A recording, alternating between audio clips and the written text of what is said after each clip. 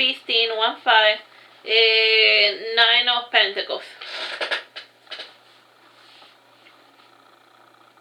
You have to roll the snowman until it gets bigger, explained Becky, rolling her snowball.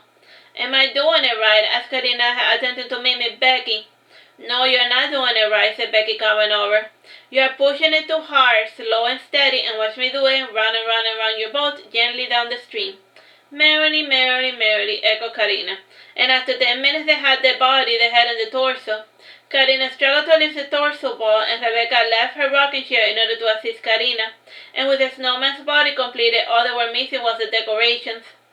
This twig looks like a good arm, said Carina, lifting up a thin, fallen branch. That is too skinny. Find something bigger and fatter, said Becky. Something like this, asked Carina, lifting up Rebecca's arm. Becky laughed heartily at the cruel joke made at her mother's expense, and Rebecca sighed wearily while she kept her temper in check. And after all, she used to poke fun at Bruno's weight when he was small, and she felt that Carina was her bad karma catching up with her. Carina started laughing before saying, but enough seriously, Becky. It isn't nice to poke fun at someone's weight. Why? Asked Becky. Because some people do not have a sense of humor, said Carina. What is a sense of humor? Asked Becky. It means that you understand that jokes are jokes, said Carina. And what am I allowed to joke about? Asked Becky while looking at different branches. You can joke about animals. Animals don't speak human, so they don't take offense. I mean, they don't get angry if you joke about them. You can also make fun of movies, and you can also joke about the weather, ranted Carina. Time passed in the blink of an eye, and Carina proudly presented her snowman to Bruno, and the two took a selfie with the snowman, and Rebecca also took a family photo of the five of them posing with the snowman. It is marked the end of a couple's short visit to Rebecca's house, and Carina felt a little relieved to have avoided seeing Bruno's parents, and if Rebecca was disastrous, she imagined that the creatures that spawned her could be much, much worse. Bruno drove slowly and carefully to the airport, and due to the snow, he wasn't too keen on crashing the car. And in the morning, the farmlands covered in snow looked majestic, and Herman was such a beautiful place to live, but only in the morning. And we should take a vacation, even if it isn't very long, said Carina, remembering the trip. She was itching to make small talk to deal with the monotony of the trip, and the novelty called snow was quickly passing. You shouldn't assume that you won't be allowed to go on a long vacation, said Bruno. You're right, I lose nothing by asking my manager for more vacation days, and I might even cash in my few sick days, said Carina.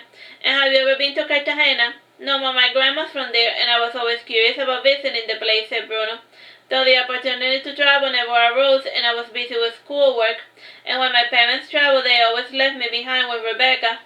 And did Rebecca bother to take you anywhere? Asked Carina. To the cemetery, to school, to the gym, to the library, to the church, to the museum, to her sewing circle, and that's it, explained Bruno.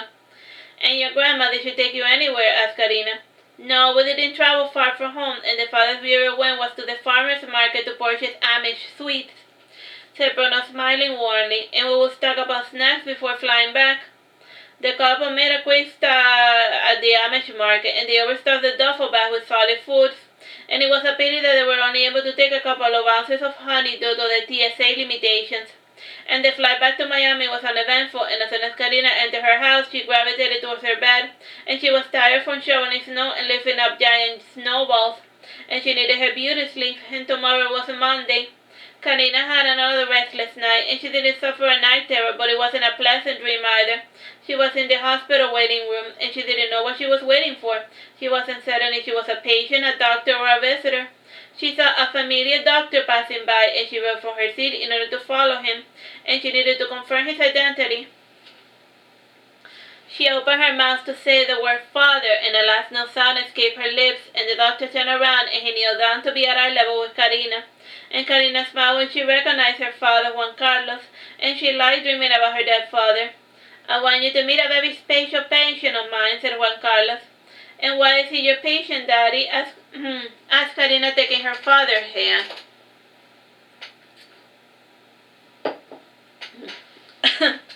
Her hand was small and puny in comparison to the hand of the father that towered over her. Is he sick? A little, said Juan Carlos, stopping on the floor in the front of the door. So be nice. And when Juan Carlos opened the door, Carina was surprised to see a man with a bird's head. At first she thought it was a mask, and after drawing closer she realized that the bird face wasn't a mask. His head was like a falcon. Merlin. His name is like his head is like a Merlin falcon. And they are pretty common in the northern hemisphere, explained Juan Carlos. I do not know if this specimen needs a vet or a doctor, but I am going to try my best to heal him. What is wrong with him, Daddy? Asked Carina, hiding behind her father. And why does he have a bird head? Horace was born that way, and it isn't his fault that his head is not like yours or mine, explained Juan Carlos, petting his patient's head. Can he talk? Asked Carina. Yes, said Juan Carlos. Do you want to talk today, Horace? There is no point in talking to a person who doesn't believe a word I say, spoke Horace. If you could just give me a proof, anything, any proof, anything, and I want to believe you, Horace, I really do, but you haven't done a single thing that is remotely magical, and prove to me that you are a magic user, and I will personally discharge you, insisted Juan Carlos in the dream world. Horace left the bed, and he made his way towards the bathroom, and Carina and her father followed behind the odd bird, and the man called Horace said, I will now enter this mirror. Horace pressed his hands into the mirror, and when he didn't face to the mirror, Horace started bashing his head against the glass in frustration. Dad, do something, yelled Carina. He has done this before, and just watch, Carina. He's going to do it this time, said Juan Carlos excitedly. And Horace continued to bash his head against the mirror as it got more and more bloody, and soon his skull was exposed, and then his brain. And Horace smashed his face against the mirror until there wasn't a head left. The headless body returned to the bed to rest, and he was weary from the effort. And at this point, Carina realized that this was a dream, and the more convinced she was of the fact, the stronger her hold on became to the waking world. And she forced her eyes open, and she found a man sitting by her dollhouse, and in the darkness she could only make out his silhouette. And with a trembling hand she reached for the light, and when she turned on the light there was nobody there. At first Carina fancied that she had experienced something supernatural, and once her brain finished turning on, she remembered reading about hypnopompic hallucinations.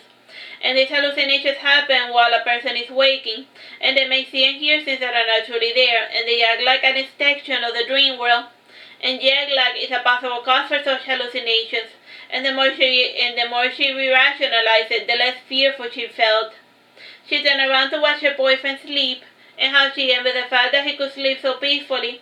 And it wasn't as if he had experienced a carefree life, and yet despite all adversities, there he was, sleeping like a log, with his mouth open.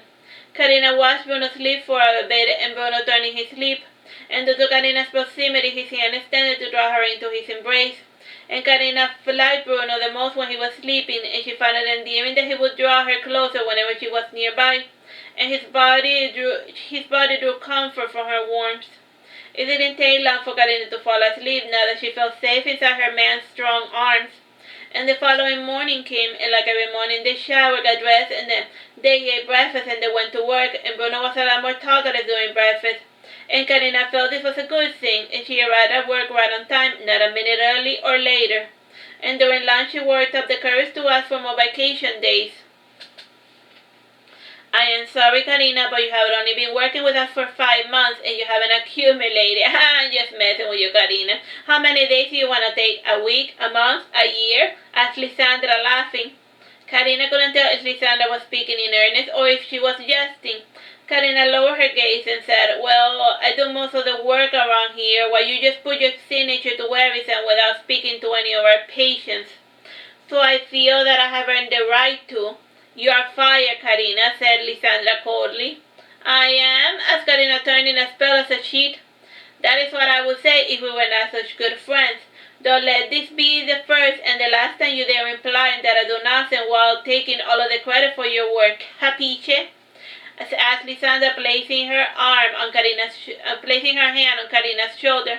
Capiche, said Carina meekly. I can give you 7 days, said Lysandra, and you can take them whenever you want them, and before the year is up. I can work with a week, said Carina, smiling warmly. You misunderstand, Carina. I am giving you 7 days. And let's say that you use the first 2 days before Christmas. FYI, I always give Christmas and Christmas Eve to all of my subordinates. explained Lysander writing on the chalkboard. And then you use the other 5 in the following week. And the New Year is a holiday. And are you following so far, Carina? And this gives you a grand total of 15 vacation days. Carina looked at the calendar and she was delighted to notice that with only 7 days vacation she was going to be able to take a 2-week vacation. She got her hours approved and she called Bruno to inform him of the days that they were going to have available for their vacation. And Bruno secured things on his end and he rushed to settle his pending case outside of court. And since his client didn't get yelled at, he didn't feel guilty about rushing that sordid affair. And with that problem out of the way, Bruno bought the plane tickets and he set about making reservations. And while negotiating, the travel agent conned him into forming a big travel group in exchange of a discount. And by the time Carina arrived home, everyone in the household had subscribed to the idea of going to Cartagena in order to get the promised 10% discount on the hotel. And that evening, Carina went with her boyfriend to the mall to shop for vacation clothing. And Bruno didn't see the logic behind getting new clothing just to go on a short trip. And they had more than enough garments back home. Regardless, he wasn't the type to argue with Carina's logic or lack thereof. And while browsing for pajamas, Carina noticed that her boyfriend was sporting his grandma's wedding ring on his pinky. You need to be careful with that. You don't want it to get lost, said Carina, pointing at the wedding ring. It is a bit loose, said Bruno, looking at the ring, but it is too tight for me to wear in my ring finger. And why do you wear it? Asked Carina. For the same reason you lug Nana around anywhere with you, said Bruno, being evasive. I don't always talk to Nana when I'm alone, said Carina. That wasn't what I was implying, nor do I find anything wrong with you talking to Nana, even when we're together. You do you, Carina, he said, raising his thumb. You have my support. Now it feels silly, said Carina, giggling, and she brought out her little Nana plushie and she said to her doll, I had a very weird dream last night. You should ask Irina about it, suggested Nana, and you should take Bruno as well. Bruno regretted telling Carina to speak to Nana, and he wasn't too keen on speaking with a psychic, and dreams were just dreams, and there was no truth to be found in the dream world. This is at least what Bruno thought, though he did like dreaming. Bye-bye,